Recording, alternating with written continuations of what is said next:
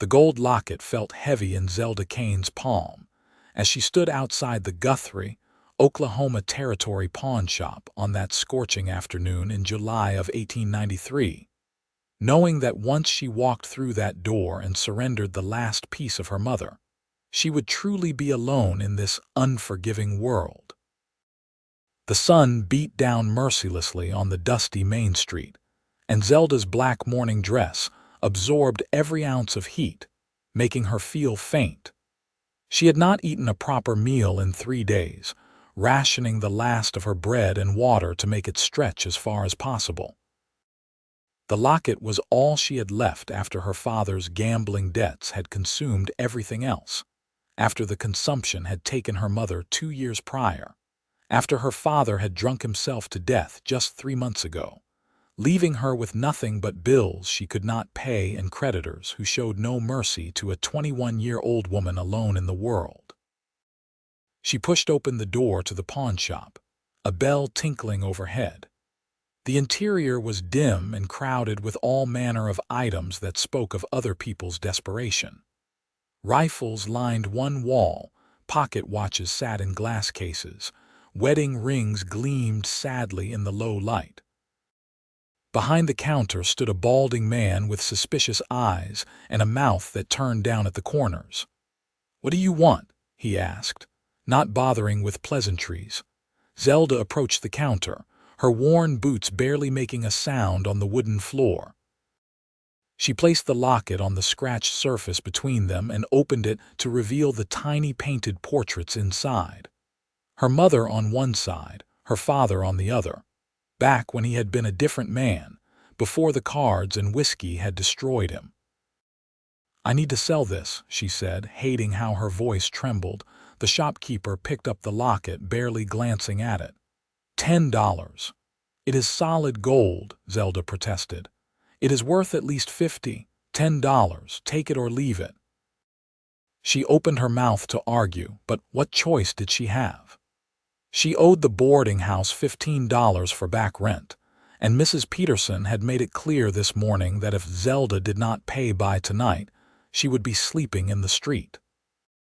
At least with $10 she could negotiate, perhaps buy herself a few more days to figure out what to do next. "I will take it," she whispered. The shopkeeper was counting out the bills when the door opened behind her, letting in a shaft of bright sunlight and a tall figure that seemed to fill the entire doorway. Zelda glanced back and saw a cowboy, perhaps 25 or 26 years old, with dark hair that curled slightly at his collar and eyes the color of a summer storm. He was dusty from the trail, but even through the grime she could see he was handsome in a rugged, honest way that made her heart do an unexpected flutter despite her desperate circumstances. "Afternoon, Isaac," the shopkeeper said, his voice suddenly much friendlier. "What can I do for you today, Mr. Lawson?" "I need a new bridle, Martin. Mine broke on the trail from Texas," the cowboy said, his voice deep and warm. Then his eyes fell on Zelda and something in his expression softened. "Sorry, madam. Did not mean to interrupt." "You are not interrupting," Zelda said quietly, turning back to the counter as Martin placed the money in her hand. She stared down at the bills, at the locket still sitting on the counter, and felt something break inside her chest. This was it. This was the moment she became completely unmoored from her past, from her family, from everything she had been. "Wait," Isaac said suddenly. He stepped forward and Zelda caught the scent of leather and sage and something clean like rain. "That locket. Are you selling that?" "I just did," Zelda said, unable to keep the bitterness from her voice. Isaac looked at her for a long moment, and she saw something in his eyes that looked almost like understanding. "How much?" $10, Martin said, "but I can sell it to you for 20 if you are interested."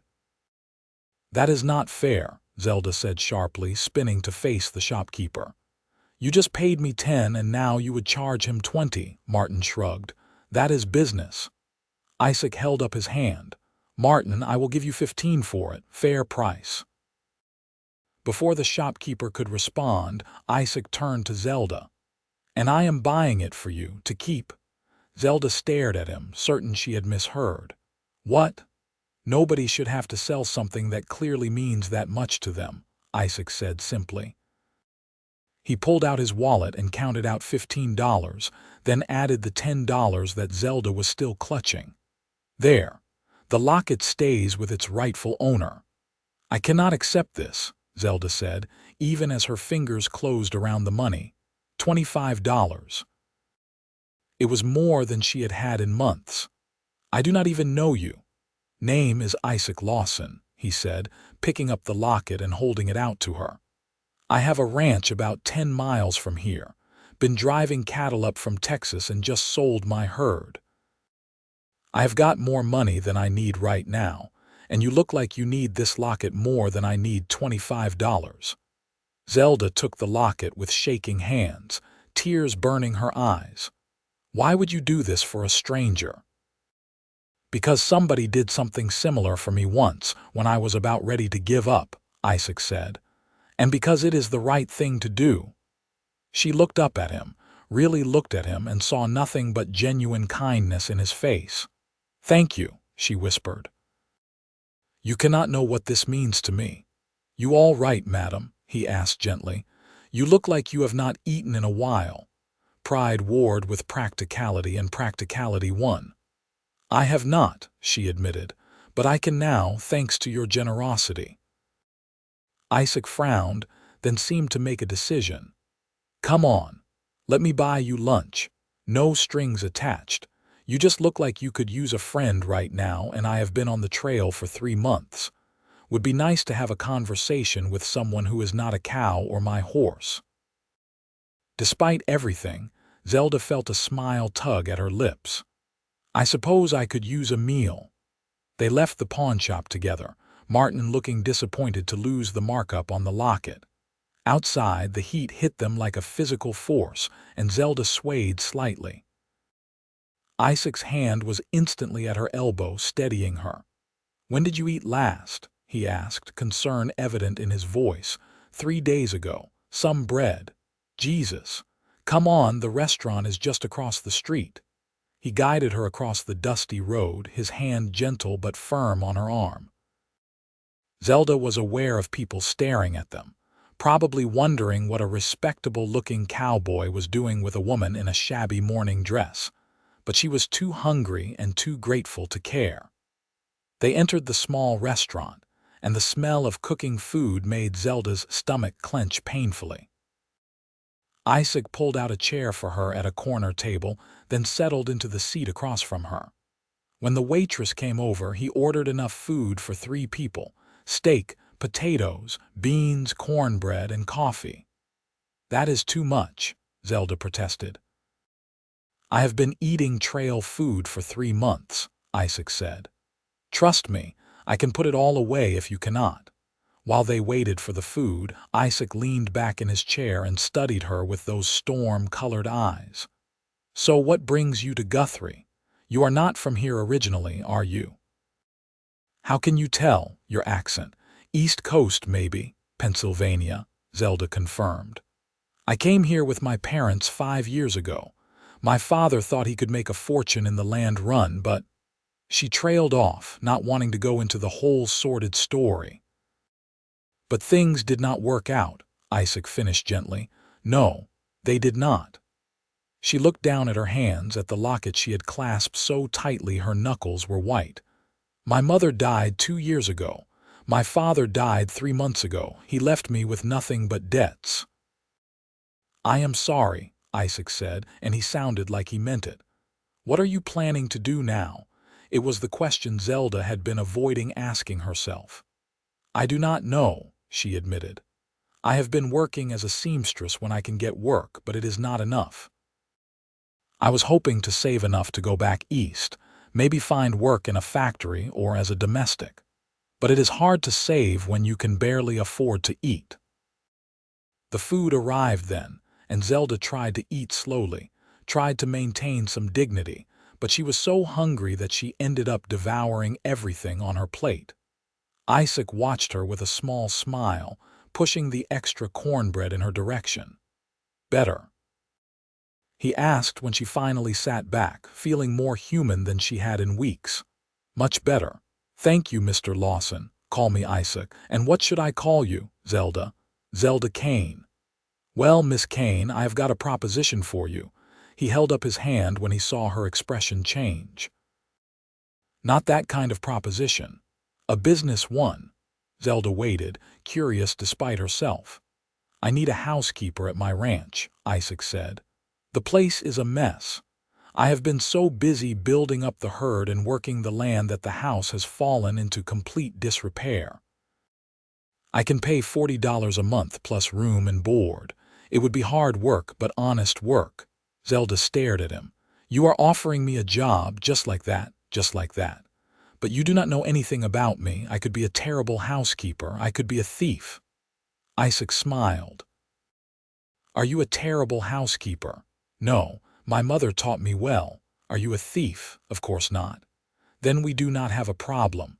He took a sip of his coffee. "Look, I know this seems sudden, but I am a pretty good judge of character. You are down on your luck, but you are not broken.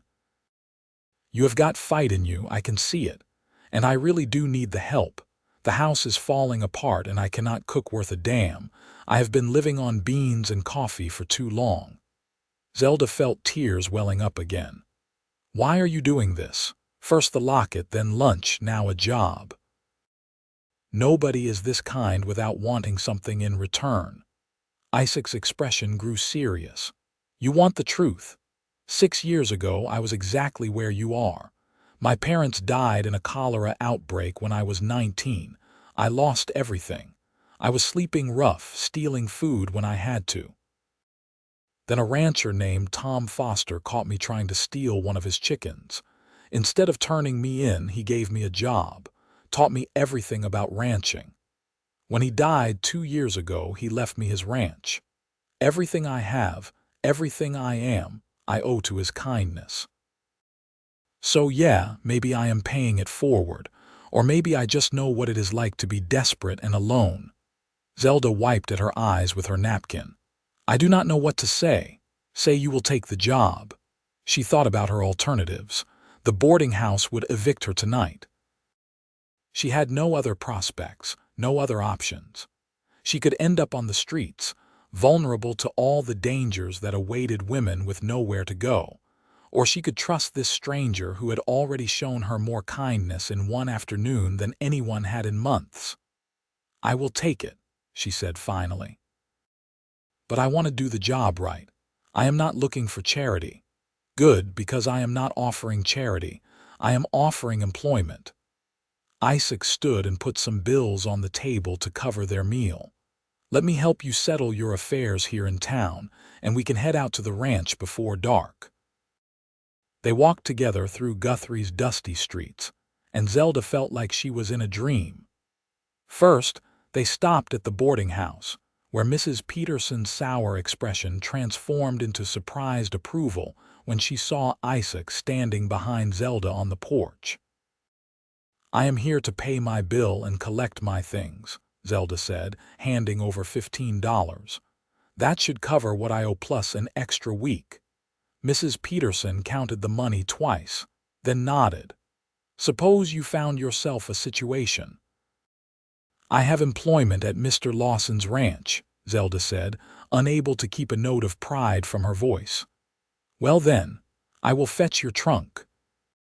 It did not take long to collect her meager belongings. A trunk containing her few clothes, her mother's Bible, and a photograph of her parents on their wedding day. Isaac lifted the trunk easily and carried it to his wagon, which was waiting at the livery stable along with the most beautiful chestnut horse Zelda had ever seen. "This is Copper," Isaac said, patting the horse's neck. "He has been with me through everything." They loaded the trunk into the wagon, and Isaac helped Zelda up onto the seat. As they drove out of Guthrie, Zelda looked back at the town that had brought her so much misery and felt a weight lifting from her shoulders. She did not know what waited for her at Isaac Lawson's ranch, but it had to be better than what she was leaving behind. The landscape opened up around them as they traveled, endless prairie grass rolling away to the horizon under a sky so big it made Zelda feel small and infinite at the same time. Isaac pointed out landmarks as they went, telling her about the land. "Got about 500 acres," he said. "It is not the biggest spread, but it is mine free and clear. Tom was smart about buying up the land after the run. Some of the ranchers around here are leveraged to the hilt, but I do not owe anybody anything." "That must be a good feeling," Zelda said, thinking of her father's crushing debts. "Best feeling in the world. Only thing better would be having someone to share it with." Zelda glanced at him, but his eyes were on the road ahead, his expression unreadable. They drove in comfortable silence for a while, and Zelda found herself relaxing for the first time in months. There was something steady and reassuring about Isaac, something that made her feel safe. She studied him from the corner of her eye, taking in the strong line of his jaw, the capable hands holding the reins, the easy way he sat on the wagon seat like he was born to be there. "What are you thinking about?" Isaac asked, catching her looking. Zelda felt her cheeks warm. "I was thinking that I am very lucky you walked into that pawnshop today." "I think maybe we are both lucky," Isaac said quietly. The ranch came into view as the sun was starting to sink toward the western horizon, painting the sky in shades of gold and pink. It was a modest spread, but beautiful in its simplicity. The main house was a single-story structure built of wood and stone, with a wide porch that wrapped around the front. There was a barn, a corral with several horses and various outbuildings. As they pulled up to the house, Zelda could see what Isaac had meant about needing help. The porch was cluttered with tools and old saddles, windows were streaked with dust, and the whole place had the slightly neglected air of a bachelor living alone. But the bones of it were good, and Zelda could see the potential. Isaac helped her down from the wagon and carried her trunk inside. The interior of the house was dim and cool, and like the outside, it showed signs of neglect. Dirty dishes were piled in the sink, dust covered every surface, and the floor badly needed sweeping.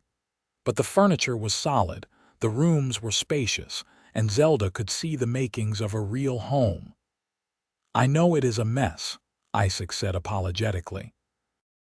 "I have been meaning to clean, but every time I get started, something on the ranch needs attention." "It is fine," Zelda said, rolling up her sleeves.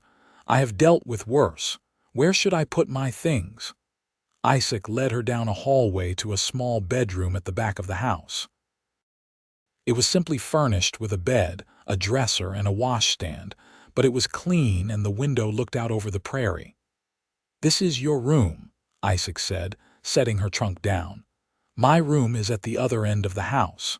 There is a lock on your door if that makes you feel more comfortable." Zelda nodded, appreciating his consideration. They might have an arrangement, but they were still essentially strangers. "Thank you. I will let you get settled. Come on out to the kitchen when you are ready, and I will show you where everything is." After Isaac left, Zelda sat down on the bed and let out a long breath. This morning she had been preparing to sell the last piece of her mother and face an uncertain future on the streets.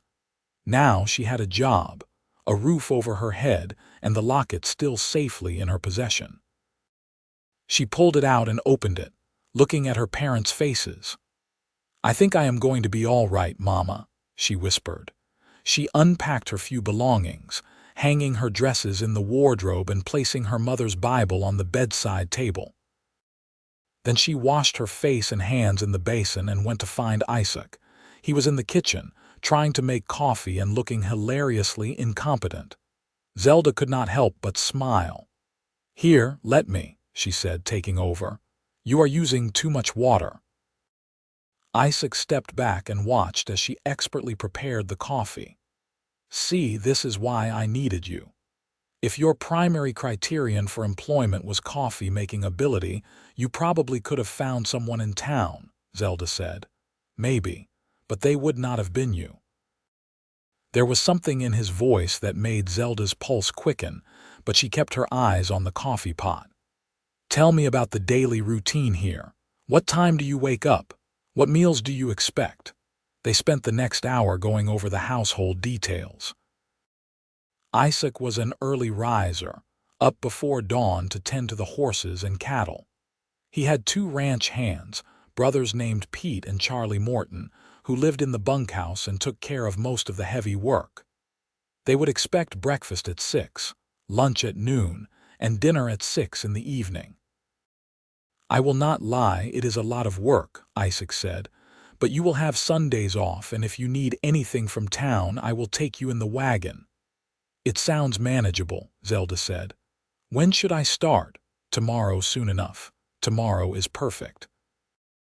That night, after a simple dinner of salt pork and beans that Isaac had prepared before her arrival, Zelda lay in her new bed and listened to the unfamiliar sounds of the ranch. Horses whinnied in the distance, crickets sang their endless song, and somewhere an owl hooted. It was so different from the crowded boarding house, from the sounds of Guthrie streets. It was peaceful. She thought about Isaac, about his unexpected kindness, about the way he had looked at her in the wagon when he said they were both lucky. She hardly knew him, but already she felt drawn to him in a way that both excited and frightened her. She had loved once before, when she was 18, but that boy had disappeared when her father's circumstances changed, proving that his affection had been for her father's money, not for her. Isaac Lawson seemed different. He had helped her when she had nothing, when there was no advantage to him. That said something about his character. As she drifted off to sleep, Zelda allowed herself to hope that maybe, just maybe, this was the beginning of something good. She woke before dawn to the sound of roosters crowing and got dressed quickly in one of her plain work dresses. The kitchen was empty when she arrived, but she could see light coming from the barn. Zelda set to work, building up the fire in the stove and starting breakfast. She found flour, eggs from the henhouse, and some slightly stale bread that she could repurpose. By the time Isaac and the Morton brothers came in, she had prepared a feast: fresh biscuits, scrambled eggs, fried potatoes, and strong coffee. The 3 men stopped in the doorway, staring. "Is that food?" one of the brothers asked. "Real food." "Course it is real food, Charlie," Isaac said, but he was looking at Zelda with something like wonder. "Miss Kane, this is Charlie and Pete Morton.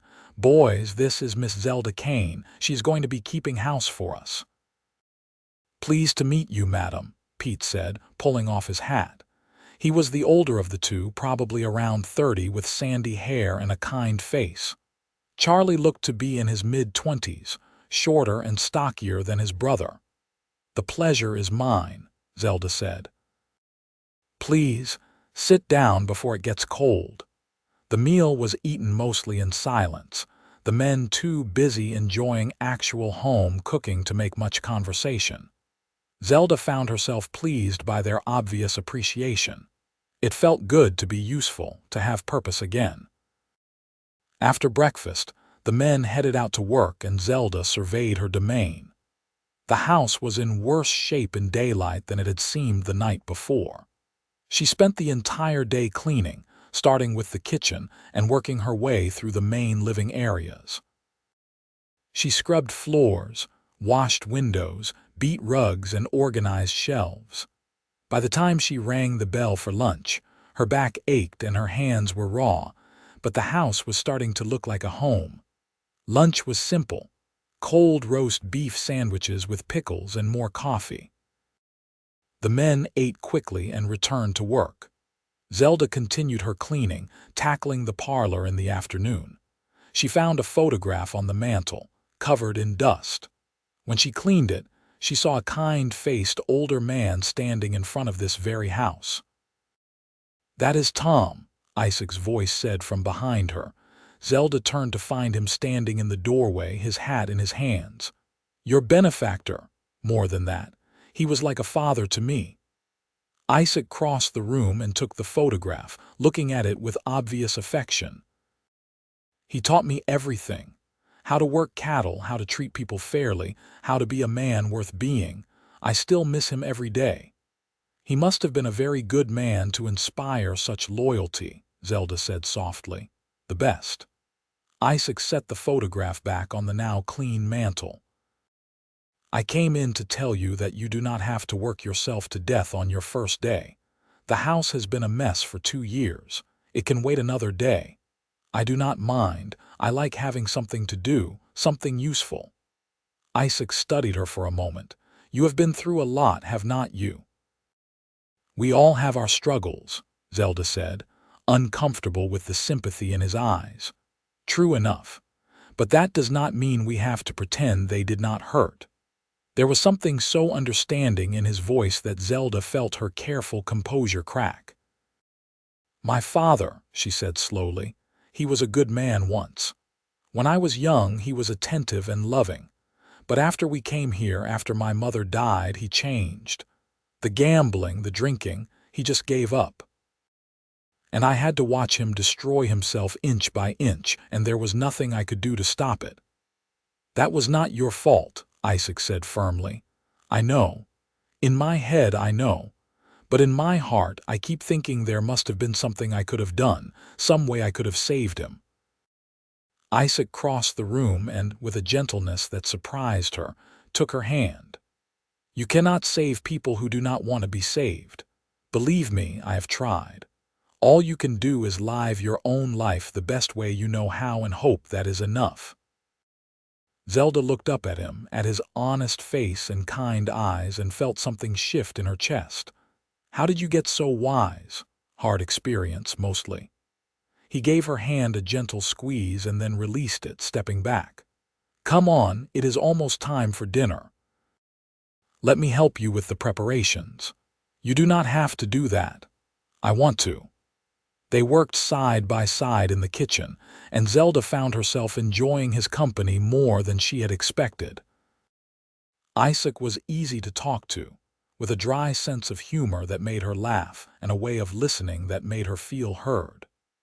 As she fried chicken and made gravy, he told her stories about life on the ranch, about stubborn cattle and crafty coyotes, and the time Pete had been chased by an angry bull. He ran faster than I have ever seen a man run, Isaac said, laughing at the memory. Jumped a fence like he had springs on his feet. We gave him grief about that for months. Dinner that night was a lively affair. The Morton brothers were full of praise for the cooking, and even Isaac, who had been eating her food all day, seemed impressed by the meal she had put together. As Zelda looked around the table at the 3 men enjoying her cooking, sharing stories and jokes, she realized this was what she had been missing. Not just a job or a place to live, but a sense of belonging, a sense of family. After dinner, while the men sat on the porch smoking and talking about the next day's work, Zelda cleaned up the kitchen. Through the window, she could hear the low rumble of their voices, Isaac's laugh rising above the others. She found herself smiling as she worked. Later, as the sun set in a blaze of orange and red, Isaac found her sitting on the back steps, watching the colors fade from the sky. Mind if I join you? He asked. It is your house. It is your home too now. He sat down beside her, close enough that she could feel the warmth radiating from him in the cooling evening air. You did a good job today. The place has not looked this good since Tom was alive. Thank you. It feels good to be productive again. They sat in comfortable silence for a while, watching the first stars appear in the darkening sky. Finally, Isaac said, Can I ask you something personal? You can ask. I reserve the right not to answer. Fair enough. Was there ever anyone special, someone you had to leave behind? Zelda considered the question. There was a boy once when I was younger. I thought I loved him, but when my father's situation changed, he disappeared. Turned out he had been more interested in my prospects than in me. Then he was a fool, maybe, or maybe he was just practical. She looked at Isaac. What about you? A man like you, surely there has been someone.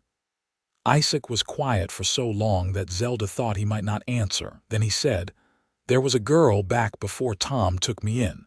We were young and we thought we knew everything, but I had nothing to offer her. No prospects, no future. Her father made sure she understood that. She married a store clerk from town. I heard they have 3 children now.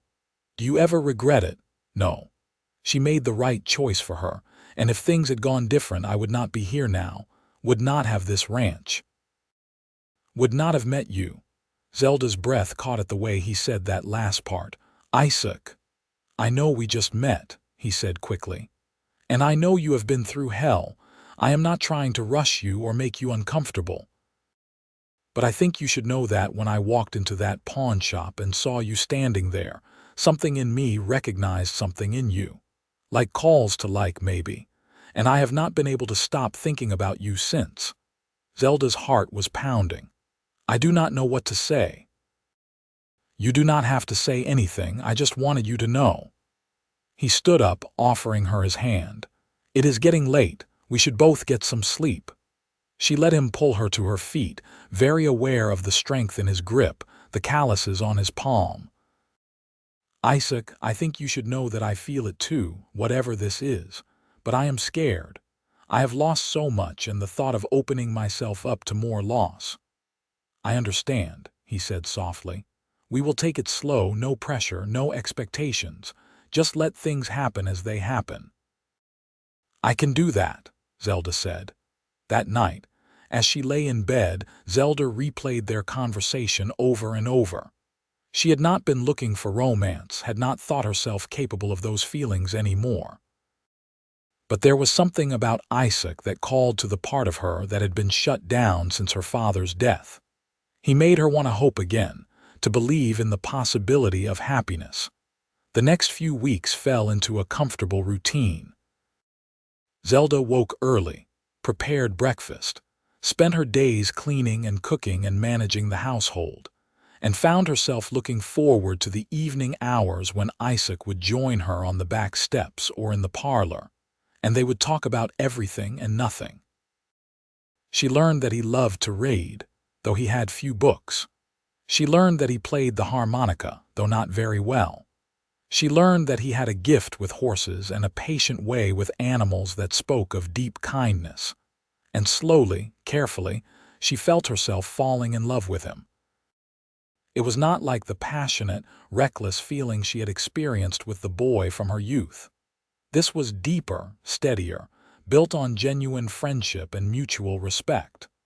Isaac made her laugh. He listened when she talked about her parents, offering comfort without trying to fix what could not be fixed. He valued her opinions, asking her advice about things around the ranch. He made her feel like an equal, not a servant or an object. One evening, about a month after her arrival, they were sitting in the parlor after dinner. Isaac was mending a bridle, and Zelda was working on some mending of her own. The companionable silence was broken when Isaac suddenly said, "There is a dance in town this Saturday. Would you like to go?" Zelda looked up from her stitching. "A dance? It is nothing fancy. Just the townsfolk getting together at the community hall. But there is music and food, and it would give you a chance to meet some of the other women in the area. I know you have been pretty isolated out here." "I have not been to a dance in years," Zelda said slowly. "I am not sure I even remember how. It is not about dancing, really. It is about the socializing, and besides, I would like to show you off." Zelda felt her cheeks warm. "Show me off, sure. Let everyone know that I have got the prettiest housekeeper in Oklahoma territory. You are incorrigible." "Is that a yes?" Zelda smiled. "It is a yes." Saturday arrived with perfect weather, warm but not oppressive, with a gentle breeze that kept the dust down. Zelda spent the afternoon preparing a dish to share at the dance, a molasses cake that had been her mother's specialty. She dressed carefully in her best dress, a deep blue cotton that brought out her eyes and pinned her dark hair up in a style that was both practical and pretty. When she emerged from her room, Isaac was waiting in the parlor, and the look on his face made all her efforts worthwhile. He had cleaned up too, wearing a pressed shirt and newer pants, his hair still damp from washing. "You look beautiful," he said simply. "You look quite handsome yourself," Zelda replied. The drive into Guthrie seemed shorter than it had that first day. They talked and laughed, and Isaac told her stories about previous dances and the characters she was about to meet. By the time they arrived at the community hall, Zelda felt more relaxed than she had anticipated. The hall was already crowded with people, and the sound of fiddle music spilled out into the evening air. Isaac helped her down from the wagon and offered his arm. Zelda took it, feeling proud to walk in beside him. They were immediately surrounded by curious people wanting to meet the new woman at the Lawson ranch. Zelda met ranchers and their wives, storekeepers, the local schoolteacher, and what seemed like dozens of children running underfoot. Everyone was friendly, and several of the women made a point of welcoming her and inviting her to join their weekly quilting circle. "We meet every Tuesday afternoon at the church," said a kind-faced woman named Dorothy Miller. "It would be wonderful to have you join us." "I will try," Zelda said, thinking that it would be nice to have female friends again. The dancing began in earnest as the sun set, and Isaac proved to be a surprisingly good dancer.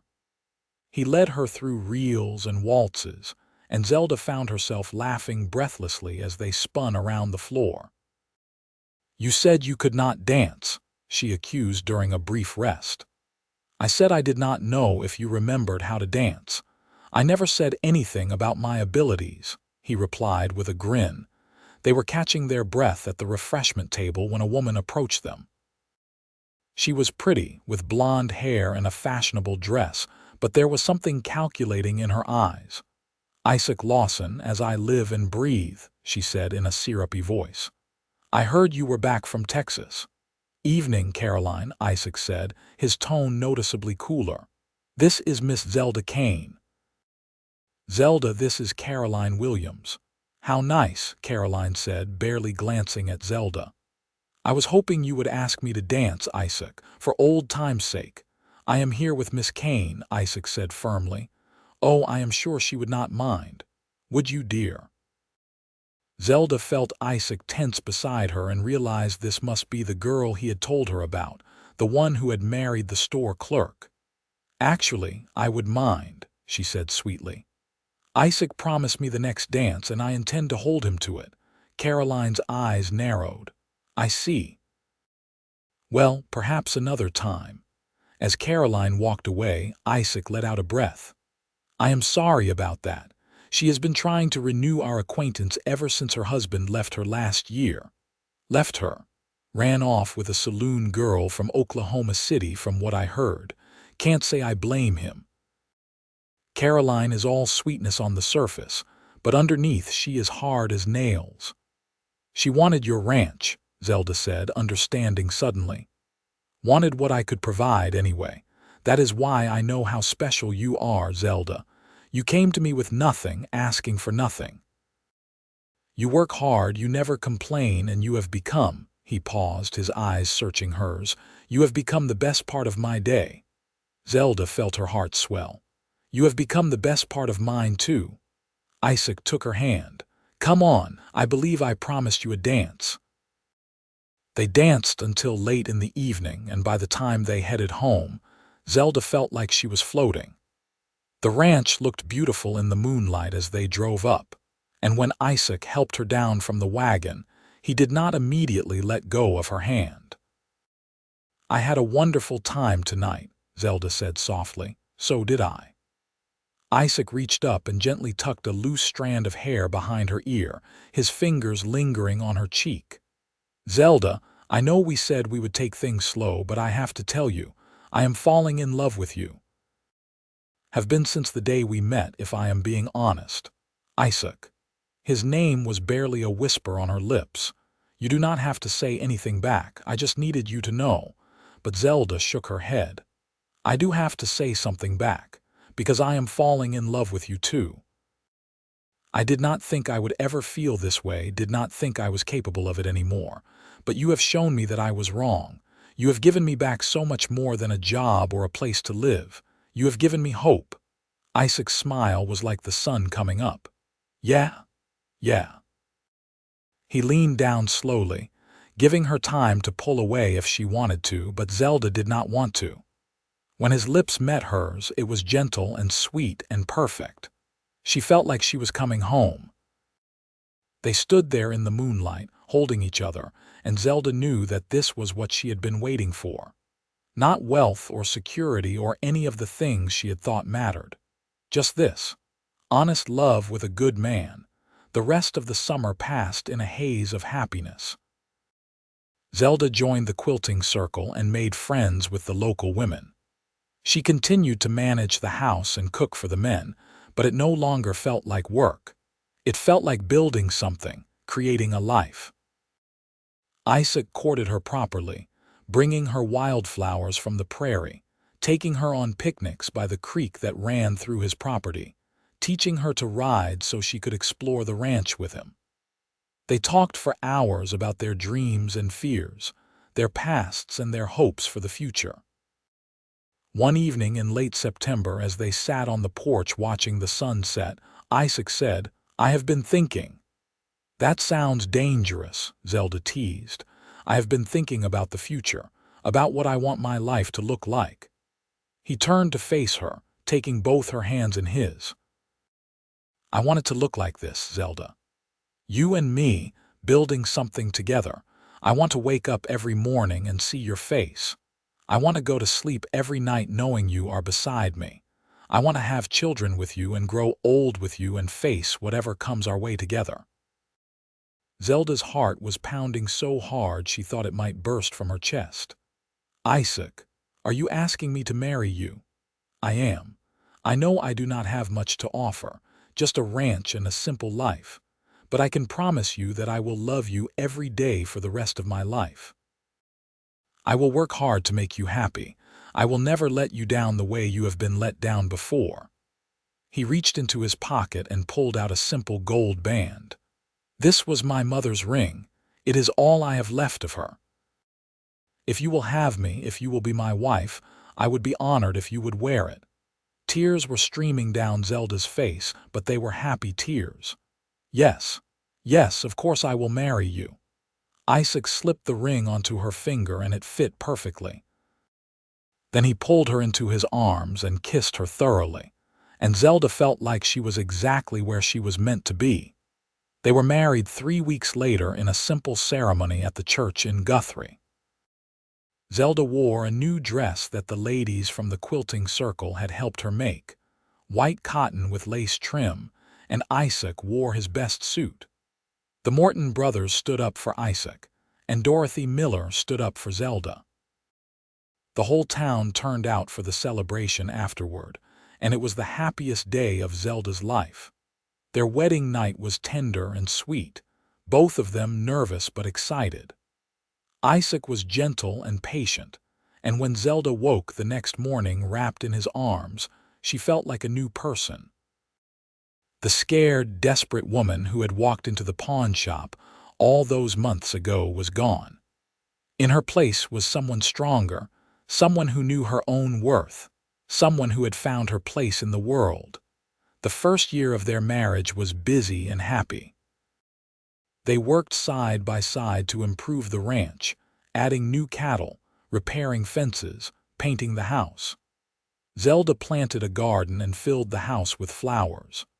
Isaac built her a chicken coop so she could have fresh eggs, and together they turned the house into a real home.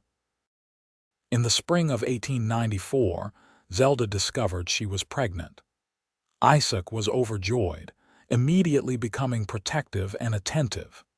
He insisted she take it easy, though Zelda felt fine and continued to manage the household. "You should be resting," Isaac said one day when he found her scrubbing the kitchen floor. "I am pregnant, not an invalid," Zelda replied.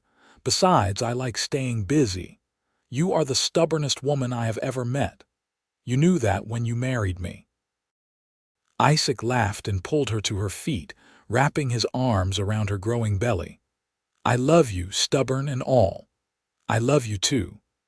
Their son was born in December, on a cold night when the wind howled around the house and snow began to fall.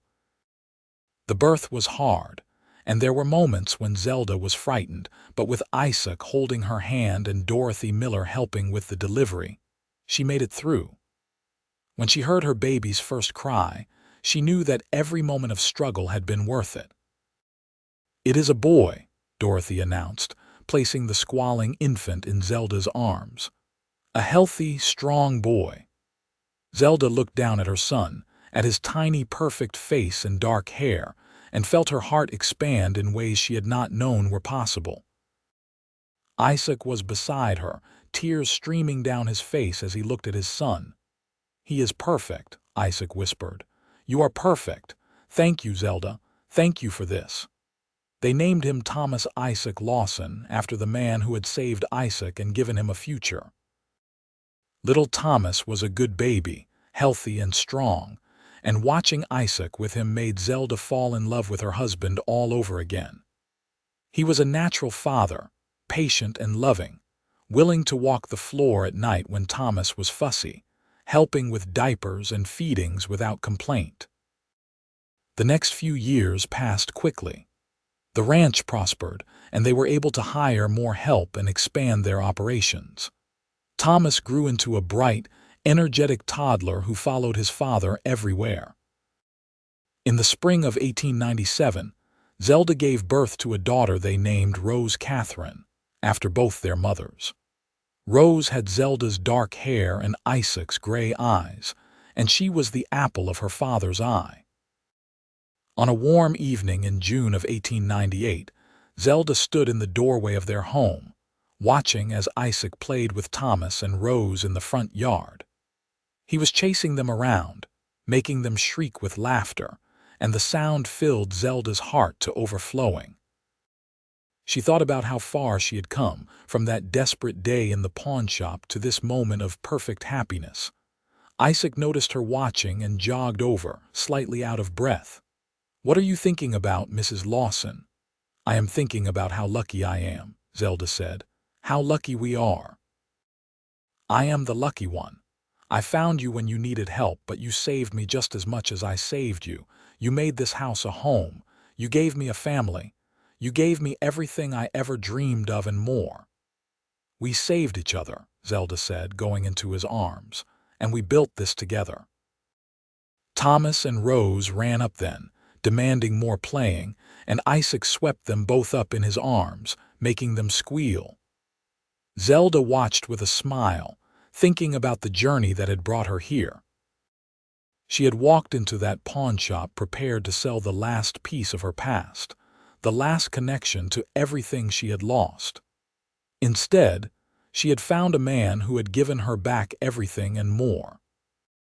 Not just the locket, though she still wore it every day, but hope and love, and a future she had not dared to dream of.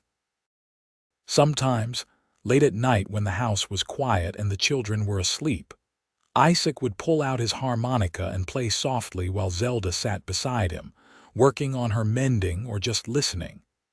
In those moments, Zelda felt perfectly content. She had everything she needed right here. A man who loved her, children who filled her days with joy, and a home that was truly hers. The years continued to pass, bringing both challenges and blessings. There were hard winters and dry summers, sick cattle and broken equipment, all the struggles that came with ranch life. But they faced everything together, Isaac and Zelda, partners in every sense of the word. In 1900, they welcomed another son, Samuel, and in 1903, another daughter, Grace. The house rang with children's laughter, and Zelda could not imagine a life more full than the one she had. The Morton brothers stayed on, becoming like family. Pete eventually married a widow from town and brought his new wife, Martha, to live in an expanded bunkhouse. Charlie remained a bachelor, but he was devoted to the Lawson children, teaching them to rope and ride. One day in the summer of 1905, Zelda was working in her garden when a fancy carriage pulled up to the house.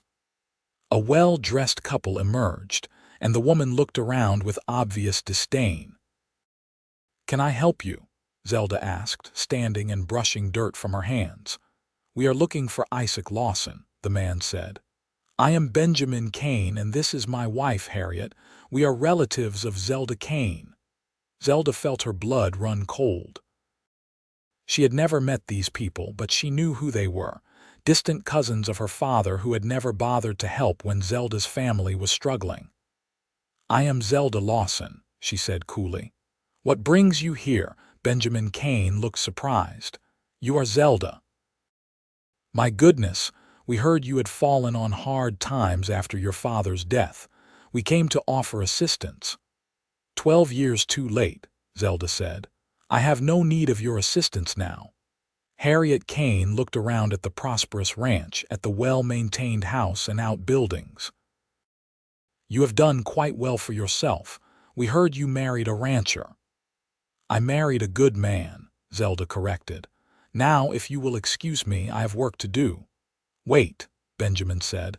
"We have information about your father's estate. There was a small inheritance that has finally been settled." "About $300. Zelda stared at him. $300 would have meant everything to her back in 1893. It would have saved her from desperation, kept the locket in her possession without needing Isaac's intervention.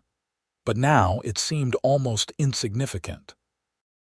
"I will take it," she said finally. "But not for myself. There are people in town who need help more than I do."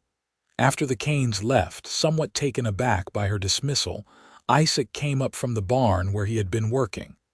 "Who was that?" Zelda told him, and he wrapped his arms around her. "You could have kept that money for yourself, you know. It is yours by right." "I have everything I need," Zelda said, leaning into his embrace. "And I remember what it is like to be desperate. If that money can help someone else the way you helped me, then it is well spent." "Have I told you today how much I love you?" Isaac asked. "Not in the last hour." "Well, that is unacceptable. I love you, Zelda Lawson, more today than yesterday and less than I will tomorrow." Zelda turned in his arms and kissed him. "I love you too." "Now come on. Dinner will be ready soon and you need to wash up." That evening, as they sat around the dinner table with their 4 children, Zelda looked at the faces she loved most in the world and thought about how different her life could have been. If Isaac had not walked into that pawn shop, if he had not seen something in her worth saving, if he had not been kind when kindness was what she needed most. After the children were in bed, Zelda and Isaac sat on their porch as they had done hundreds of times before, watching the sun set over the prairie. Zelda opened her locket, looking at her parents' faces in the fading light. "You think they would be proud of me?" she asked. Isaac took her hand. "Your mother would be proud of the woman you have become, the mother you are, the life you have built. As for your father, I think in his better moments before the demons took hold, he would be proud too. You survived what he could not. You found strength where he found weakness. That is something to be proud of." Zelda closed the locket and tucked it back inside her dress, where it rested close to her heart. "I used to think this locket was the last piece of my past, the last thing connecting me to who I was. But now I realize it is not an ending. It is a reminder of where I came from, what I survived, and how far I have come." "You are the strongest woman I know," Isaac said. "The day I met you, you were preparing to sell the last thing that mattered to you, but you had not given up. You were doing what needed to be done to survive. That takes courage." "The day I met you, I thought I was at the end of everything," Zelda said. "But I was really at the beginning. You gave me more than the locket back, Isaac. You gave me a future. You gave me love. You gave me a family and a home and a reason to hope again. And you gave me a reason to live for more than just work and survival." Isaac replied. "Before you, this ranch was just a place. Now it is a home. My children will grow up knowing they are loved, knowing they have roots and family and people who will always be there for them. That is because of you." They sat in comfortable silence, holding hands as the last light faded from the sky and stars began to appear overhead. Somewhere in the house, one of the children called out in their sleep, and Zelda heard Thomas telling his little sister to go back to bed. She smiled at the sound of their voices. The years continued to roll by, bringing both joy and sorrow as all years do. Isaac's health remained good, and they celebrated their 15th wedding anniversary in 1909 with a big party that brought together friends and neighbors from miles around. Thomas was growing into a fine young man, already talking about studying agriculture at the Territorial College. Rose was 12 and as pretty as her mother, with a quick mind and a love of books. Samuel was 9, rough and tumble and always covered in dirt, and Grace was 6, the baby of the family who still liked to sit on her father's lap and listen to his stories. One day in the spring of 1910, Zelda was working in her garden when she heard a carriage approaching. She straightened, shading her eyes, and was surprised to see it was the banker from Guthrie, Mr. Thompson, a man she knew slightly from their trips to town. "Mrs. Lawson," he said, tipping his hat. "I hope I am not interrupting." "Not at all. What brings you all the way out here?" "I have some news that I thought should be delivered in person. Do you remember the $300 you donated to the Church Relief Fund back in 1905? "Yes, of course." "Well, the pastor used that money to help a young couple who were about to lose their farm. They have been faithfully working to pay back the loan, even though you never required it. They finally managed to repay the full amount with interest. The pastor thought you should have it back." He handed her an envelope, and Zelda opened it to find $400 inside. She stared at the money, remembering that desperate young woman she had been, remembering what kindness from a stranger had meant to her. "Thank you for bringing this," she said. "But I want to put this money into a permanent fund at the bank. Any time someone in the area is facing the kind of desperation I once faced, I want this money available to help them. No interest, no questions asked. Just help when it is needed most." Mr. Thompson smiled. "That is very generous, Mrs. Lawson. I will set it up immediately." "What should we call this fund?" Zelda thought for a moment. "Call it the Second Chance Fund, because everyone deserves a second chance." That evening she told Isaac what she had done.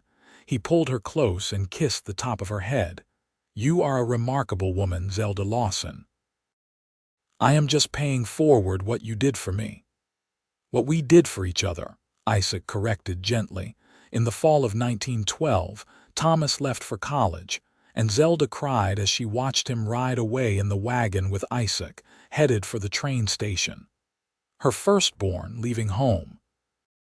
Isaac came back alone and found her in Thomas's room, holding the stuffed horse she had made him when he was 2. "He will be back," Isaac said. "And in the meantime, we have got 3 more children who need us." "I know. I just remember when he was so small and now he is a man." "A good man, because you raised him right." The years of the 1910s brought changes to Oklahoma and to their lives. Oklahoma achieved statehood in 1907, and the Lawsons were proud citizens of the new state. Thomas graduated from college and came back to help run the ranch, bringing with him new ideas about cattle breeding and land management. Rose became a teacher at the local school. Samuel showed a talent for working with horses, and Grace was turning into a beautiful young woman with her mother's kind heart and her father's steady nature. In 1920, Zelda and Isaac celebrated their 25th wedding anniversary. The children threw them a party, and friends came from all over the state. As Zelda danced with Isaac, his hair now streaked with gray and her face showing the lines of a life well lived. She thought about how grateful she was for every moment they had shared. 25 years, Isaac said, his arm strong around her. Best 25 years of my life. Mine too. Though I have to say, you are a little grayer than the young cowboy who walked into that pawn shop, and you are even more beautiful than the woman I met there. You are biased. Absolutely. And I will be biased until the day I die. They were in their 50s now, and while they were both still healthy and active, Zelda was aware of time passing in a way she had not been when she was younger. She treasured every moment with Isaac, every quiet evening on the porch, every Sunday dinner with the whole family gathered around the table. Thomas married in 1921, bringing home a lovely young woman named Anne who fit right into the family. In 1922, they presented Zelda and Isaac with their first grandchild, a boy they named Isaac Thomas. Zelda held her grandson and felt her heart overflow with love. This child represented the future, the continuation of everything she and Isaac had built together. Rose married a few years later, and Samuel eventually brought home a spirited young woman who could ride as well as any man. Grace took her time, finally settling on a quiet rancher from the next county over. By 1930, Zelda and Isaac had 10 grandchildren, and the ranch had expanded to over 2,000 acres. One evening in the summer of 1933, 40 years after that fateful meeting in the pawn shop, Zelda and Isaac sat on their porch watching the sun set. They were in their 60s now, and while Isaac still worked the ranch every day, they had turned over most of the management to Thomas and Samuel. These days, they had time to simply enjoy each other's company. "You ever think about that day?" Isaac asked. "The day we met?" "All the time," Zelda said. "I think about how close I came to a completely different life, if you had not been there, if you had not been kind. I think about it too. I think about how I almost did not go into town that day. I had planned to head straight back to the ranch. But Copper threw a shoe and I had to stop at the livery, and while I was there I remembered I needed a new bridle, and so I went to the pawn shop. All these little choices that led me to exactly where I needed to be. Fate, Zelda said, or just good luck. Either way, I am grateful." He reached over and took her hand, his grip still strong despite his age. "I love you, Zelda. I have loved you for 40 years, and I will love you for 40 more if we are lucky enough to have them." "I love you too. You saved me, Isaac. We saved each other. Never forget that." Zelda pulled out her locket, something she still wore every day. The gold was worn smooth from years of being touched, and the portraits inside had faded slightly, but it was still precious to her. She opened it and showed it to Isaac, as she had done countless times over the years. "My parents would be so proud of the life we built," she said. "My mother would love our children and grandchildren. Even my father, I think he would see that I did what he could not do. I survived. I thrived. I found happiness." "You gave happiness to everyone around you," Isaac corrected. "Our children, our grandchildren, me most of all. You are the heart of this family, Zelda, the heart of this home." They sat together as darkness fell, listening to the sounds of the ranch settling down for the night. From inside the house, they could hear the voices of Thomas's children who were spending the week with their grandparents. Zelda smiled at the sound, at the continuation of life and love. The years continued to pass, and Zelda and Isaac grew old together, still in love, still partners in every way that mattered. They faced the challenges of aging with grace and humor, supporting each other through aches and pains and the inevitable slowing down that came with time. In the summer of 1940, they celebrated their 45th wedding anniversary with a huge gathering of children, grandchildren, and even a few great-grandchildren. Zelda was 70 years old now, her hair completely white, her face lined with years of smiling. Isaac was 74, slower than he had been but still sharp of mind and warm of heart. At the party, Thomas stood up to make a toast. "To my parents," he said, "who taught us all what real love looks like. You have built something here that will last for generations. A family bound by love, a ranch that prospers through hard work, and a legacy of kindness that touches everyone who knows you. We are all so blessed to be part of this family." "To Mom and Dad." "To Mom and Dad," everyone echoed, raising their glasses. Later that night, after everyone had gone home and the house was quiet again, Zelda and Isaac lay in their bed, holding hands in the darkness. 45 years, Zelda murmured. "It went so fast." "The best years of my life," Isaac said. "Every single one of them. Mine too." "Do you have any regrets?" "Not a single one." "You?" "No." "Well, maybe one small thing. I wish I could have thanked that younger version of me, the one who walked into that pawnshop scared and alone. I wish I could tell her that it was going to be all right, that she was about to meet the man who would change her life, that happiness was just around the corner." "She survived to become you," Isaac said. "That is its own kind of triumph." "I suppose it is." They fell asleep like that, hands intertwined, hearts beating in sync after 45 years of marriage. Isaac passed away peacefully in his sleep in the winter of 1943, just shy of their 48th anniversary. Zelda woke to find him beside her, looking peaceful, his hand still holding hers. Though her heart broke at the loss, she was grateful that he had gone quietly, without pain, surrounded by love even in his final moment. The funeral was attended by what seemed like the entire county. People came to pay their respects to a man who had been unfailingly kind, honest, and hardworking. They told stories of his generosity, his wisdom, his gentle humor. Zelda listened to it all and felt proud that this had been her husband, her partner, her love.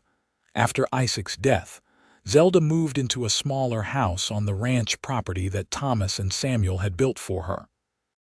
She could not manage the big house alone, and she wanted the younger generation to have their space. But she was still very much part of the daily life of the ranch, still cooking Sunday dinners for the entire extended family, still offering advice and comfort when it was needed. She lived for another 15 years, watching her grandchildren grow and marry, welcoming great-grandchildren and even a few great-great-grandchildren into the family. The ranch continued to prosper under Thomas and Samuel's management, and the Second Chance Fund she had established helped dozens of families over the years. On a warm day in May of 1958, Zelda sat on the porch of her small house, watching the prairie grass wave in the breeze. She was 87 years old, and she knew her time was growing short. Her children and grandchildren had gathered for Sunday dinner, and the sounds of their laughter and conversation filled the air. Thomas came to sit beside her, his own hair now completely white. "How are you doing, Mom?" "I am good, sweetheart, just thinking." "About what?" "About your father. About the life we built together. About how one act of kindness can change everything." She pulled out her locket, still worn around her neck after all these years. "I came to Guthrie 65 years ago with nothing but this locket to sell. I was prepared to let go of the last piece of my past to face an uncertain future alone. And then your father walked into that pawn shop and everything changed. He loved you very much. I loved him too. More than I ever thought possible." She looked at her son, at his kind face so much like Isaac's. "You have been a good son, Thomas. You and your siblings have made me so proud. You have carried on what your father and I started here, and you have made it even better. We learned from the best." That night, Zelda went to sleep thinking about Isaac, about the life they had shared, about everything they had built together. She dreamed of him young again, walking into the pawnshop with that kind smile and those storm-gray eyes. In her dream, he bought the locket and handed it back to her, just as he had done in reality all those years ago. But this time, when he offered his hand, she knew exactly where it would lead.